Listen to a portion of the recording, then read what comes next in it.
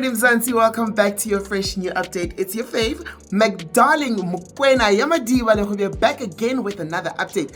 Before we dive in, don't forget to like, comment, and hit that notification bell. Now let's get straight into our first story.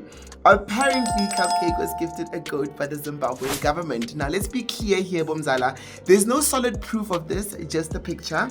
There's no videos and nothing official. I think this is one of those Twitter stories that grows legs and starts running. But the timing of the story is what makes it juicy. You see, Cyril was in Zimbabwe recently for that big SADC meeting where regional leaders will come together to talk about the economy, serious stuff. And of course, whenever Cupcake and Zim link up, the jokes just start flying. When this goat story popped up, people didn't even question it.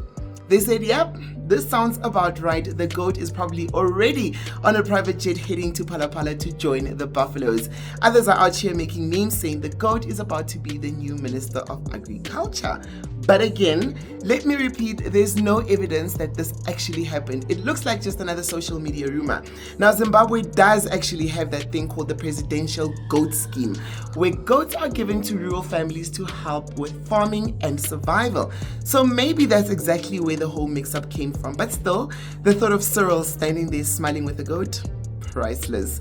Now let's talk about Seemah, the TikTok queen herself. She just had her account with over 2 million followers blocked. 2 million gone just like that. But wait. Here's the gag.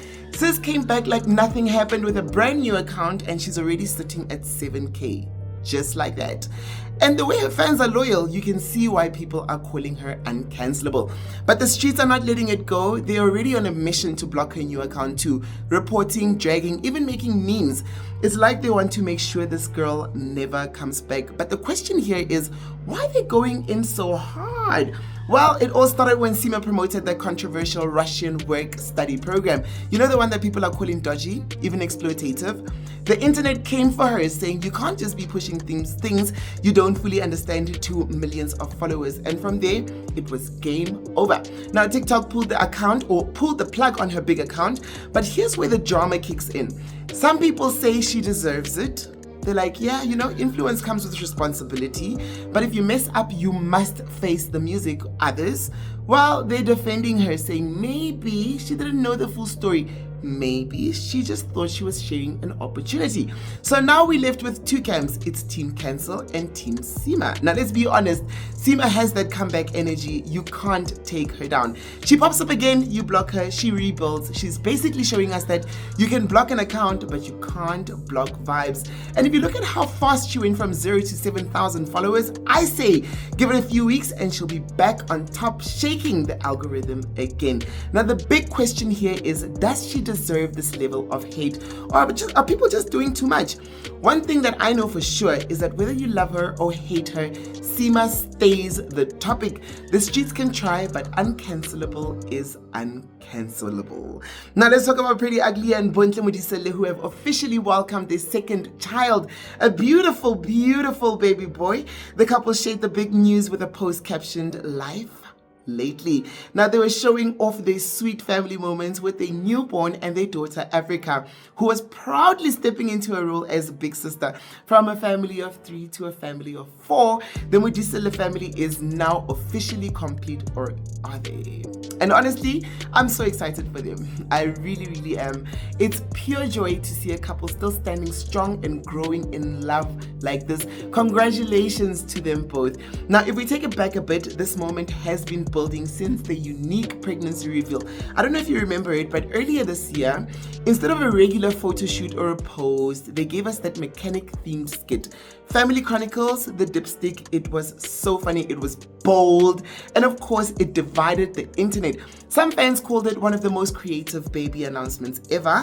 Others said it was awkward and even called it cringe, especially because their daughter Africa was in the video while mom and dad were having that cheeky back and forth. Even McG jumped in, dragging them for oversharing. But Priddy defended his family immediately, saying people should celebrate the beauty of a young black family family growing instead of tearing it down. He stood firm, and that moment set the tone that this couple does things on their own terms. And speaking of doing things on their own way, not long ago, Bontle had the streets laughing with a TikTok skit. She used that sound where someone was asking people in a clinic line where they would be giving birth, and her answer, a swimming pool. She even asked her friends, why on earth would you give birth at Barra? So now everyone's joking, hoping she stayed true to her word and actually gave birth in that pool. Whether she did or not, it just shows her sense of humor and how she uses content to share pieces of her journey. Now fast forward to today, the baby boy is here and fans are flooding them with congratulations. Some are still side-eyeing, some are still bringing up that skit, but the overall vibe is happiness. Now this couple continues to show us that they're not afraid of criticism, they're not afraid to laugh at themselves, and most importantly, they're not afraid to live and love openly. They've built a brand on authenticity, and whether you love them or not, you can't deny that they keep giving us moments that spark conversations. So yes, from a conversational reveal to clapbacks to TikTok jokes and now to the arrival of their son, Bontle and Priddy are reminding us that family, love and laughter are at the heart of everything they do. Now we're genuinely so excited for them and we can't wait to see this next chapter as they raise not only one but two little ones. Congratulations again to the Modeseli family. This is a wow moment through and through. Now here's a quick question, Mngani. What would you do if you paid nearly 1,000 Rand for a seminar meant to help you heal and you never got your money back? That's exactly what allegedly went down with Mpho Dimo earlier this year. Now in April, she allegedly announced a grieving seminar. She made a poster, an Instagram page, and even a WhatsApp group for all the ladies who paid. Each woman allegedly handed over 950 rands. Now imagine trusting someone with your money thinking you're going to a space to heal, only to get hit with the first shock.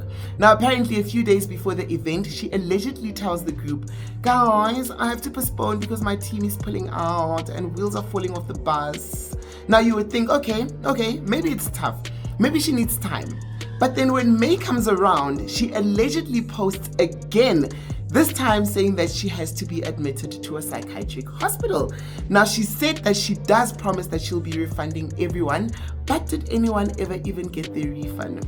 Allegedly not even a single cent. Now here's where it gets even messier. Allegedly she blocks and deletes all 75 women in the WhatsApp group. 75 people, that's 950 Rand each, almost over 70,000 Rand allegedly gone just like that. Now there's no proof it ever happened, so you left yourself asking what really happened here. Was she struggling or did something else go down? People are shocked, people are angry, social media is buzzing. Some people are saying she betrayed our trust. Others are asking, how could someone in her position really be that careless or even reckless? And let's be honest, when it comes to influence, the stakes are really high. Money, trust, credibility, all of it matters, allegedly. Now that grieving seminar never happened and the refunds never came, and the women who trusted her were left out in the cold. It's messy, dramatic, and exactly the kind of story that keeps the internet talking. And the question still hangs in the air.